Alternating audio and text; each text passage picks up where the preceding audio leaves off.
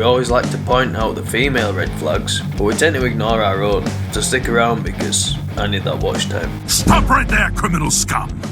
It's really easy to look at women and point out all the red flags that we need to be aware of, that we should avoid these women at all costs. But we tend to ignore our own red flags. And if we ignore our own red flags, how can we for a start form good relationships with the women in our lives? How can we be better people if we're not taking accountability for our own lives? If we're totally ignorant to our own flaws in our behaviour? This is something we all need to work on. One of the biggest red flags that I think a man can have is being needy. If you feel the need to constantly be in contact with your girlfriend or the person that you're dating, maybe you're always texting her, maybe you're always calling her, maybe you're just really clingy and you just cannot seem to separate yourself from her. You always need her around. You always need that validation from her. This is a red flag because it shows that you don't have a life. It might sound harsh of me to say that, but would a woman really want to be around a man who does nothing but pressure her? Because think about it like this. Imagine you had a girlfriend and she's constantly blowing up your phone. She's constantly asking where you are. She can't be apart from you for more than a day. It really drives her mad. She doesn't have any hobbies. She doesn't have any friends. She doesn't do anything. The only value in her life is just seeing you. And that's going to get pretty annoying, especially if you're a guy that's on his purpose and is wanting to do things with his life. A needy girlfriend's going to get in the way of that and she's just going to annoy you. Do you want to be annoyed by your girlfriend? Obviously you don't. So why would your girlfriend or the woman you're dating want to be annoyed by you? You should really embrace space in your relationship. It's going to make it that much better because when you're apart, you're thinking about each other. You're actually building attraction. You don't build attraction in proximity. You don't build attraction on the date.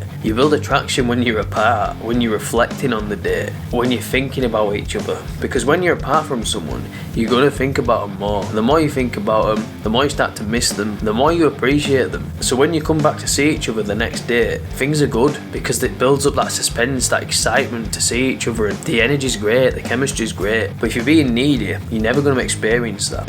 Another red flag is possessiveness. If you're very possessive with your girlfriend, you're always pressuring her about talking to other men, you don't give her any sort of freedom, you don't give her any sort of space, you don't treat her as her own person, you don't let her do her own thing. Understand that that's probably going to push her away. A lot of men confuse the authority of the household. Men are the leaders. Now yes, I would agree that men are leaders. Men are the authority of the household. But that doesn't mean that you're in charge of the woman. It doesn't mean that she's your slave and she's like your property and you can just control her and tell her what to do. You can't just set restrictions on her life. At the end of the day, she's a human being and she's got her own free will. If you don't respect her free will, she is way more likely to never respect you, never behave in a submissive manner. She's never going to treat you like a leader because you don't treat her like a valuable member of your team, of your unit. And believe me, when you give a woman her space, you give her her freedom, you let her do her thing, she'll just respect you more because she sees that you respect boundaries, that you're not some control freak, you accept things as they are, you're not the kind of person to put unnecessary pressure on her, you're easygoing, you don't try to control things all the time. A man that doesn't try to change people is a man that's secure in himself. Why would you try to change people if you're content in who you are? It makes no sense to do that. So you got to cut out the possessive behaviour.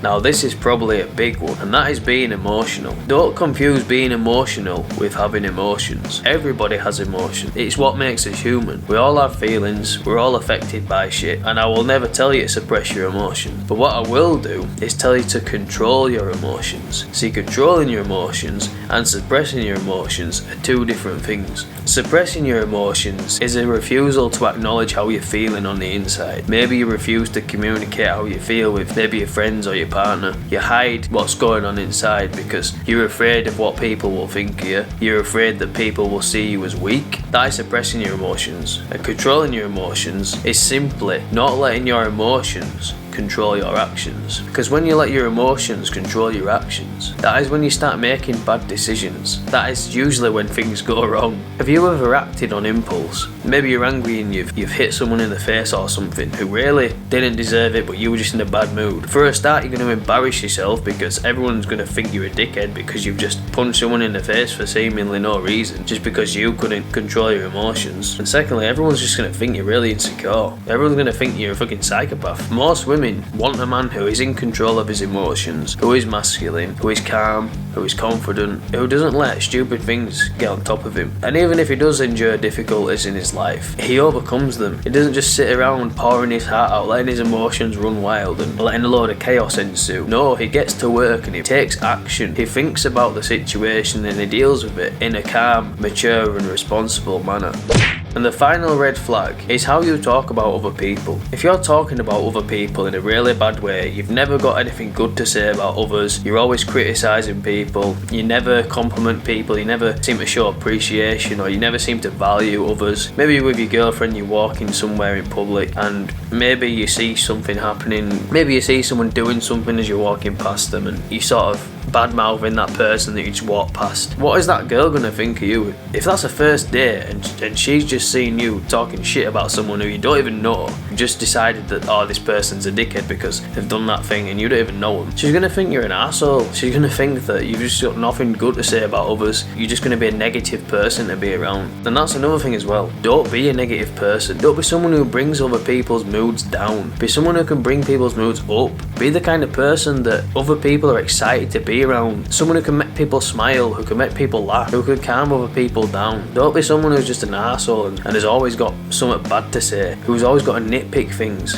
Don't be the kind of person that can find a piece of shit on a diamond. Nobody likes to be around someone who's just got nothing but criticism all the time. And that's even worse if you're the kind of person that always criticises people, but you're not the kind of person that's improving themselves. That is such a dick move, and you've got to stop that.